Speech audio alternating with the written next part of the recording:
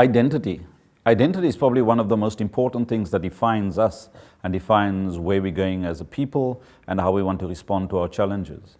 My name is Tony Ehrenreich. I'm the Secretary of COSATU, and today I want to talk about an issue that I think is something we've got to respond to very differently in the society. What do we do as a defined group of colored people? I want to start by saying that I am an African. I am part of the black majority that was oppressed and is striving to undo those injustices. But I'm also a colored. I grew up with Bobotie, with donuts, and with the bashoes table at my Christmas parties. Those are my cultural experiences. I can't wish that away. That's what defines me and connects me to the rest of my community. But even more than how I define myself in this process of self-identification as a colored, there's how other people define me. I would be lying if I said there are not many who see me as a colored leader. They see me as a non-racialist, as a person who's concerned about all South Africans, but they also see me as a colored, as part of their community who's grown up and who must help them to respond to their challenges. The great difficulty in our community at the moment is that our identity, our very being, is being shaped by gangsters more than it is by our historical differences. And we can't let the imposition of the numbers or the gangster code be what our young people look forward to.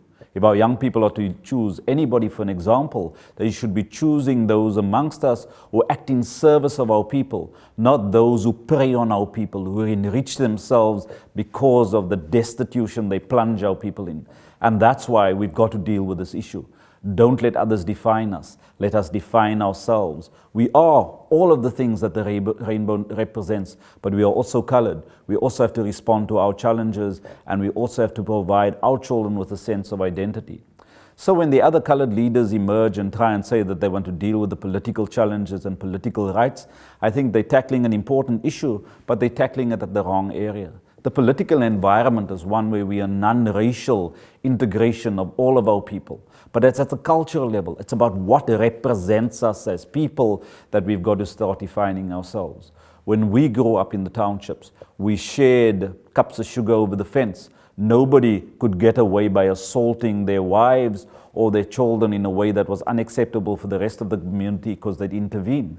These days it seems that those practices are out of the door. We've got to restore that because that's what we're about. That represents us.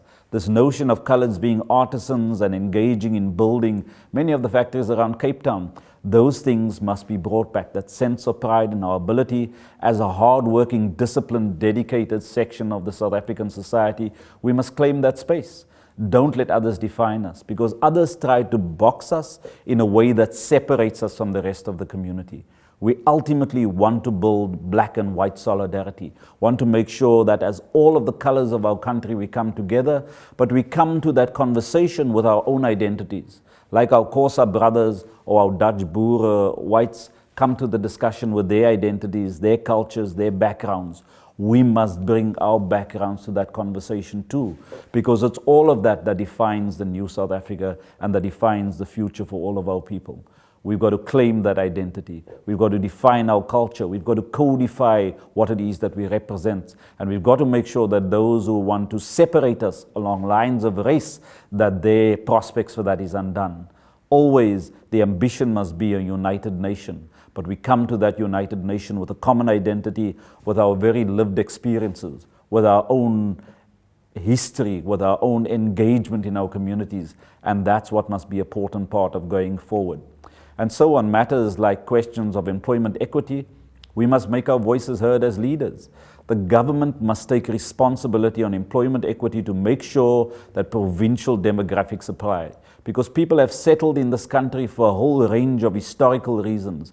And the coloreds in the Western Cape settled here because apartheid in part forced people to settle here. Just like the other areas of settlement through the Bantustans had their own unique features. We must undo that, but we must undo that in a way that doesn't put our people under threat and doesn't expose them to the dangers. The employment equity, as all of us understand it, must be provincial demographics. We mustn't leave it for the court to define our values and what we intend doing. The government, the representative of the people, must stand up and clarify these points so that our people are always moved closer together by these challenges that will arise from time to time. and not forced further apart by those who benefit from our divisions. Identity, culture, the question of colored is an important question. We've got to continue talking about it. But I come to that conversation as a colored, as an African, and as part of the black majority that want to build a non-racial, non-sexist, democratic South Africa.